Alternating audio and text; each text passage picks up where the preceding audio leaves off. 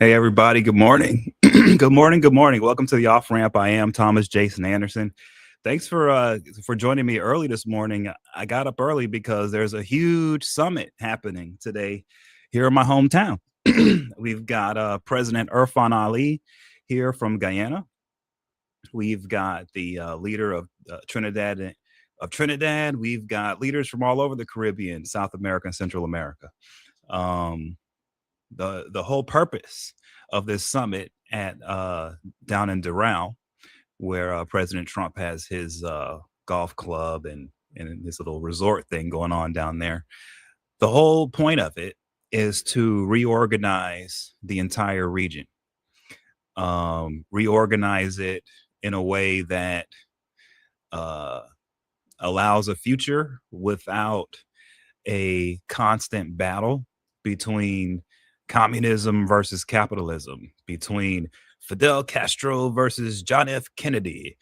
Like, we finally gotten to that place in history, right? Where I understand that there's a lot of people here who are watching now who, you guys know a lot about what's been going on in the world and up until now, and you have a vested interest in keeping that going. You have a vested interest in having a world that looks like John F. Kennedy's president, and it's the evil Americans versus the Khrushchev led Soviet Union. Like, you guys really want that. I understand, and I think the main reason why you guys want that is because there's a lot of anger about the past. Um, excuse me. There's a lot of how can I put it? Just I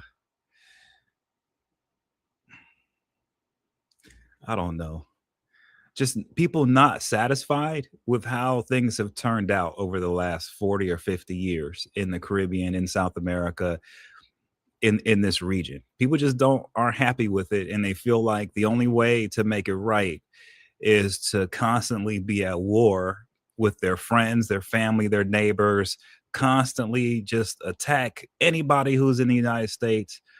It doesn't matter. America is the great Satan, and there's just a group of people out here, and I've experienced, speaking to a lot of them. Um, they're just they're dead set on making sure that all of us are constantly in a verbal, emotional, just in a constant state of anger and a constant state of just complaining.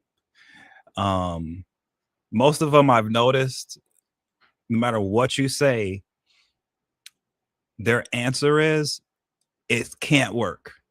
Nothing can work. The only thing that can work is if all of my enemies are killed in bloody murder. That's what we're dealing with. And that's and so that's why the summit has to happen in Miami, because there are a lot of people right now in the region, in the world, who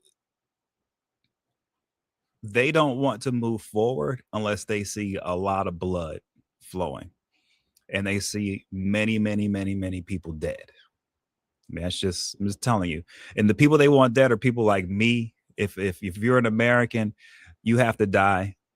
Unless you're an American who says that other Americans have to die. I've noticed that. So if I come on here and I say Trump deserves to die and other Americans have to die, then I'm good with these people online. I'm good. Like, I'm a good American. But if I say, hey, I don't think anyone should die. I don't think Americans should be killing anybody. I don't think anyone should be killing Americans. Oh, you work for the devil now. And I'm like, what? I don't think anyone should be killing anybody right now. And so that's why we need the summit, because there is a huge split in the world today, especially in the Caribbean. And the split is really simple. People who don't want to fight anymore, people who don't want blood and revenge in the streets, people like me, like, I don't want to see blood in the streets in our region. I don't want to see people getting killed. I don't want to see that stuff. I don't want to see war. I don't want to see conflict. There are people like me who absolutely do not want to see any conflict at all in this region. Okay? But there are so many other people out here who don't like people like me, the non-conflict people. There are so many people out here, there are many who demand that everyone get totally radicalized. And if you're not trying to go out there and get Americans killed or get the PPP murdered in the streets, then you're a bad person and you can't be listened to. You work for the devil now. But it's like, how is me calling for peace being, how am I the bad guy? I'm calling for peace. And you guys are the good guys because you're mad because you want to kill people and you're not getting your way. So you're good for wanting to kill people. I'm bad for wanting peace. And then the other thing is that people are saying, well, you're gullible. You're being tricked by these evil devils. They've tricked us so many times in the past. Well, see, the problem with all that is Guyana and other countries in the region, you guys didn't really have the oil wealth you have now. You just didn't have it. You were poor in the past. And so, yes, a poor nation convinces the people, the citizens inside, that, you know, don't worry about living for wealth and money because you're never going to get that. They convince you to live by ideology. And that's what a lot of people in Guyana are living through right now, is an ideology, right? It's an ideology given to you for you to wrestle with mentally. So while you're wrestling with that ideology, you're not thinking about what's creating the poverty around you, right? So here we are today. Good morning, Savitri. Good morning, Mary. Thank you guys for coming on. I really appreciate the support, guys. If you guys have any questions, please just go ahead and ask. So here I'm getting to the point here that this is why I wanted to have this live, right? Because if you guys can detach yourself from the ideologies of the day, of whatever the political persuasions are of the day pushing that are going on right now, if you could just detach yourself from that and just look at just a few facts, reality wise, right? You may have a different viewpoint. You may be able to join me on my viewpoint on in what's going on in the region and what's really important right now and what's not important, right? So you all have to understand in our region, we all have to understand in the Caribbean region here, South America, Central America, if we can stay politically stable and if we can get along with each other, right, then it is the region is going to explode in prosperity. And the reason why is because the Middle East is not going to be stable anytime soon. The Middle East is going to be a very unstable place. And because of that, energy cost, energy supply issues, there is going to be an energy problem in this world here. It's going to be a massive energy crunch. And so, in the face of an international energy crunch, political instability in the Middle East, it's going to force the price of oil up.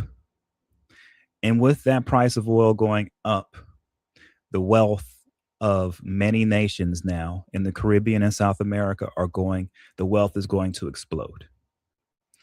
Now, I understand the past when the nation of Guyana and other nations have struggled. I understand. But you guys have to understand this is not the past. What's coming here is so massive, it is beyond your imagination. So you have to really understand here. You have to forget the past. You have to focus on the task at hand. The task at hand is to keep your nations safe, secure, prosperous. It is to get along with political stability. If you guys can accomplish that, what is happening right now in the region is I can't even put it into words. It's hard to describe. It's that big. So I think the problem is, since it's all of us are tangling with what this really means, I think that's a problem of the PPP. Okay. I think the PPP is missing an opportunity right now. And I think they can grab onto this opportunity and not lose it if they make a few adjustments. Okay. So, first of all, I am not a supporter of the PPP. I do not get paid by the PPP. I have made this clear many, many times. I am making it clear, absolutely clear again. Where the PPP is failing is in two places. Okay. Good morning, Winston. Hey, Hazel. Good morning. Thanks for coming on. Thanks for joining. So here's where the PPP is failing in two places, and they can fix this immediately, and they should fix it. And if they do fix it, many things will change overnight. There's a two-pronged thing they're getting it wrong at. The PPP needs to ensure and make sure that the civil workforce in Guyana is bolstered financially in a massive way. One of the easiest ways for the government of Guyana to ensure that the oil revenue doesn't end up foreign capture, doesn't end up in some way, somehow in the hands of foreigners, is to take the revenue and start to build out and create one of the best civil services in the region, in the world. Okay. So that is number one opportunity they're missing. I understand that they're all about roads and this and this and this and that. The most important thing in Guyana it's the people. If the PPP government wants to know what best way to invest, you have to invest in the individual people of your nation first. What is the best way and cleanest and easiest way to do that? You already have in Guyana a massive roster of government employees. It's a huge list of names. They're being paid by the government. It's the civil workforce. They need to get paid way more money. They need way better benefits. They need to be brought up into the middle class of the real world. Okay? It has to happen, and it has to happen yesterday. Yesterday. I've been saying this forever. I do not understand why the PPP have such a hard time getting their government employees higher wages. What is going on? I don't get it. I don't get it. It's very frustrating to watch as an outsider because it's just like it's such an easy thing to do.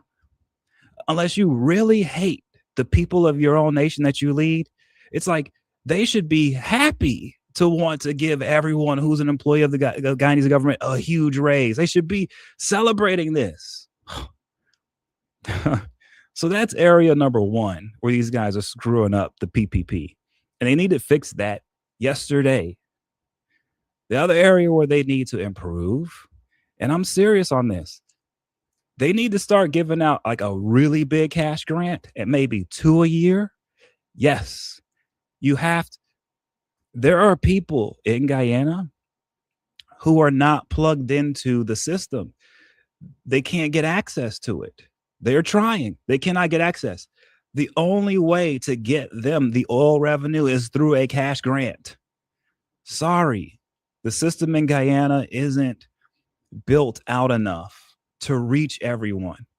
And so the only way to get to everybody, you're going to have to cash grant until you get a system that reaches to everybody. Look, the people of Guyana have struggled for a long time. A long time. Okay?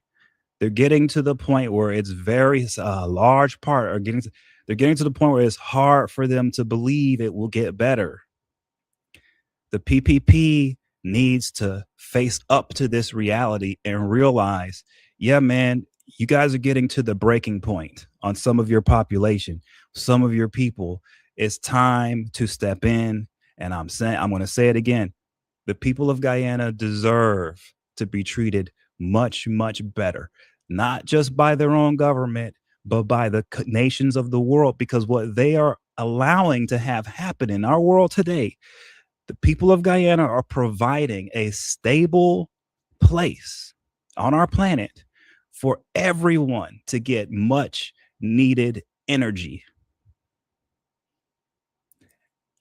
That is, I cannot begin to tell you how big of a deal that is. That is to the credit of the people of Guyana. And I hope going forward that the people of Guyana, that you all can see, and other nations in the region can see, that if you guys can bridge your political differences and keep your stability going for not just yourselves, but for the entire world, that in itself deserves a huge monetary benefit. And that's why I continue to push. There needs to be a big cash grant handed out, because without the people of Guyana, many of these problems in the Middle East that Trump is dealing with now could not be dealt with. So where is the reward to the people of Guyana for keeping the stability that has made all of this possible? It hasn't been easy, because the next door neighbor of Guyana is Venezuela, and they have been trying forever to destabilize Guyana in so many ways. And yet the people somehow, some way, were able to see through it. We're able to make it through. It is a credit to the people of Guyana. But I'm telling you guys, there's this summit today in Doral. Irfan Ali is there. It's time for you guys to take a bow. It's time for you guys to accept your blessings. It's time for you guys to focus on yourselves. Come together as a nation. You have to put the past aside. You have to come together. What is waiting for you guys is beautiful if you can keep it together. Right? I'm recommending the PPP do what I say, because it's not about just words. Deeds have to be done, actual deeds. And unfortunately, Guyana isn't developed enough to get a impact economically from the oil revenue down to everyone outside of cash grants. So the cash grants have to happen. I'm calling for them. I hope after Irfan Ali comes back down from Miami to Georgetown, he gets back into Guyana, that he can push a cash grant immediately. And I also hope that they can get on the ball and get the salaries for government workers, for anyone who's a government worker in Guyana. Your salary should be going through the roof. Those are the two things I'm pushing for. I think those have to happen just to set the right table for everyone in Guyana to be able to at least start to come together to build what should be a very beautiful future. So I just wanted to explain this, guys. Yes. So I'm sorry. I'm going to look at some of the comments now. Yep. So I see Winston's talking about Hazel is saying the citizens are afraid of the government. I know. I'm afraid of my government too, guys. Anthony Henry, the PPP government is stealing the money and using the ministries and infrastructure projects. I know. I know, guys. I know. So here's what I'm saying, right? I know there's corruption. Yes. The problem is people are thinking, well, we have to get rid of the corruption first before you can do anything. No, I'm sorry, guys. We're not in that space. In the perfect world, yes, we would get rid of the corruption. We'd fix everything. Then we would move forward as heroes and whatever. But that's storybook stuff, guys. That's not the real world. In the real world, you guys in Guyana are going to have to make it happen with the corruption in real time. I mean, we don't have a chance. I think that's one of the most frustrating things I'm running into is, and friends of mine I talk to in Guyana, you know, it's so frustrating. Like, they really do think that the only way forward is to create some kind of accountability where all of the PPP that have committed crimes, they all have to go to jail, and then you have to redo the oil contract. And then after you do all of that, then you get a government elected. And then after that, then we can start running the country now. And it's like, this isn't a test tube. It's not a laboratory. You can't just pause the world, put everybody on trial, just boss everyone. I mean,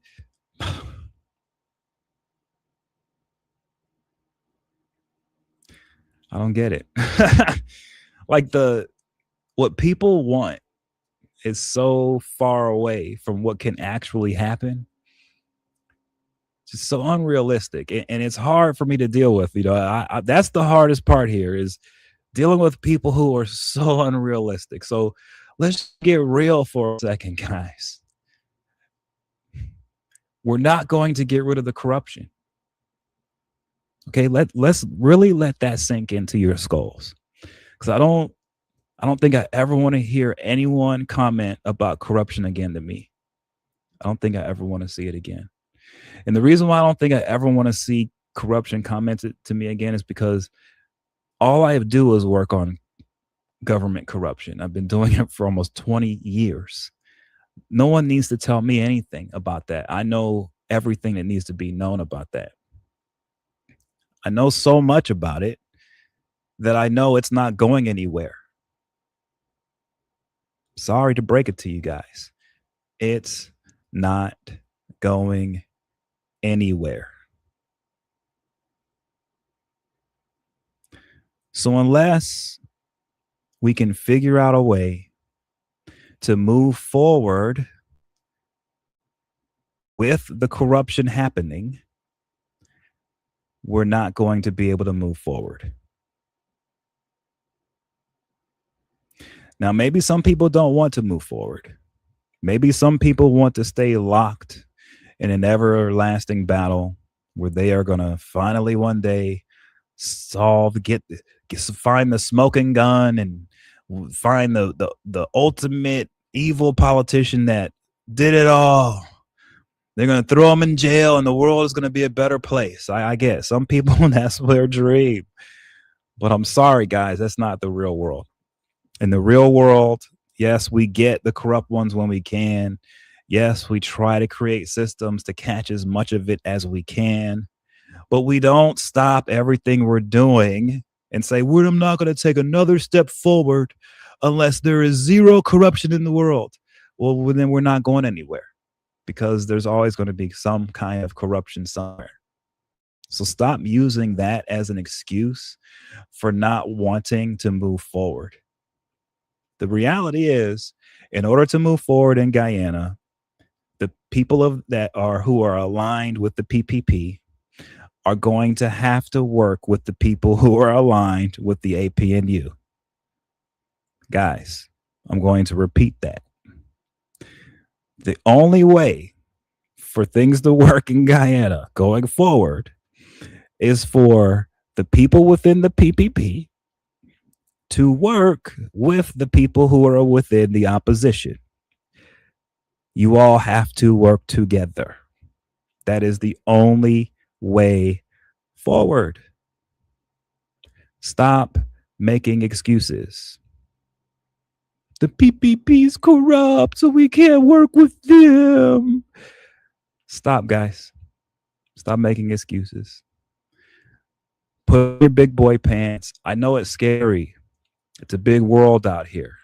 If you take on some responsibility and you're working with this PPP guys, you know they're going to snake you. They're going to stab you in the back. They're going to make it so you falter and everything will be blamed on you. It's not easy working with the PPP guys.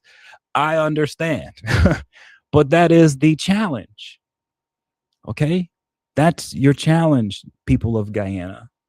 If you're in the opposition, it is not easy dealing with these PPP dudes. I know. But you guys have to take on the challenge. You got to do it. I can't do it for you from America. You guys have to do it. That does not mean we're never going to work with the people. No, it means you're going to work with them, and they will sabotage you, and you're going to have to make it through the sabotage. Yeah, that's how it goes. I've seen enough of Guyana to know now that that is how it goes. I've accepted it. So if you guys want to know, well, why is this guy talking like this? I have totally accepted, this reality about Guyana, that there are always going to be people who are going to backtalk you. They're going to talk trash. There are no secrets in Guyana. Like, this is just the case. Okay, fine. But it's time to put the excuses aside, guys. It's time to put the past aside, and it's time that you guys come together and start working together. It's that time. It's that time. Let me see what else is in the comments here. Yeah, I know. Winston's saying that, yeah, since Guyanese used to live side by side, and then the disturbance of 64. I agree. I agree. I agree.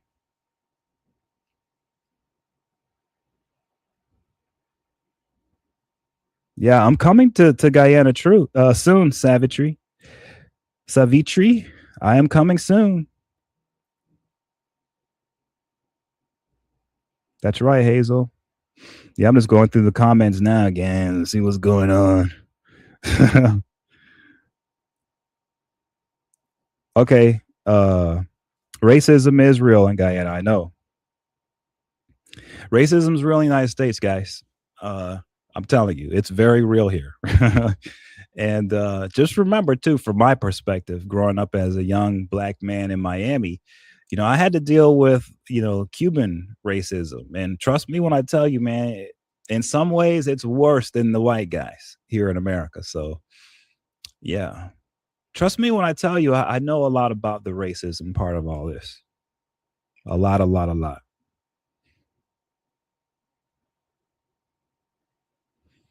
Yeah. So thanks again, guys, for coming on. I appreciate it. I appreciate the support. It's important that what I'm saying be heard, because what's happening is happening so fast. And what the people of our region need to do, all of us, me here in the United States, everybody, people in the Bahamas, Jamaica, we have to come together as a Caribbean. We have to look out for each other, and we have to get ready for a pretty wild ride, man. Like, we are headed towards some really cool, fun stuff. We really are. But we need to come together. Okay. And we need to put our differences aside. And we have to understand that, yeah, man, we're not going to escape the corruption stuff. We're not going to escape the racism stuff. We have to move now. We can't move. We can't wait till we're perfect. We're imperfect, but we have to start moving now together. We got to have some way to put the past aside in some instance. We're not saying forget it, but we have to put it to the side in order to work with those who are our enemies right now. Because even our worst enemy here at home is a better friend than any of these other guys outside of the Caribbean right now. All right. So, yeah, I will be back on again, guys. Maybe today, later on, maybe tomorrow. But thanks again, guys. I really appreciate it. All of the comments, the likes, the shares. It's great. And hey, let's keep on this. And you'll see as the days roll on, you'll see what I'm saying. It will start to come more into view of what I'm saying here. And this is going to be a fun ride, guys. So have a great day. Have a great weekend. Love you guys. Take care.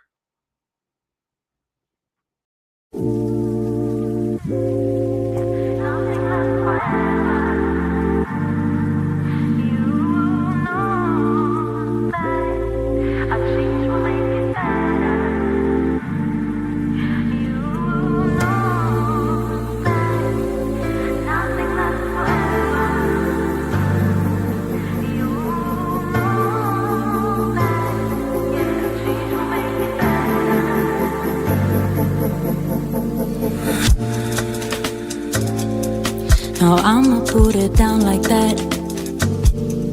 I'm leaving, I ain't coming back. You don't like the way I act anyway.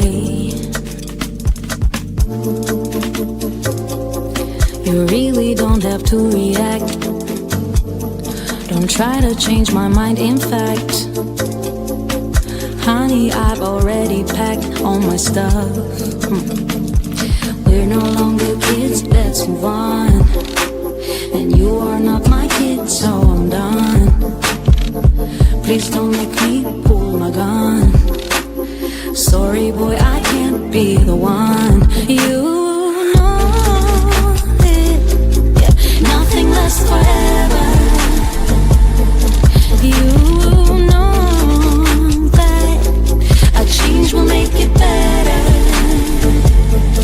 You know that nothing lasts forever. You know that, yeah, a change will make it better.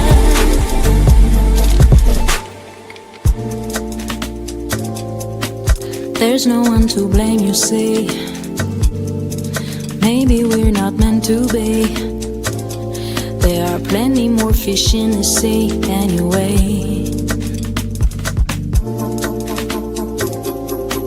Every day's a different thing, so I'm not into wedding rings. It ain't personal, it's the way I think. Yeah. You know it, nothing lasts forever. And you know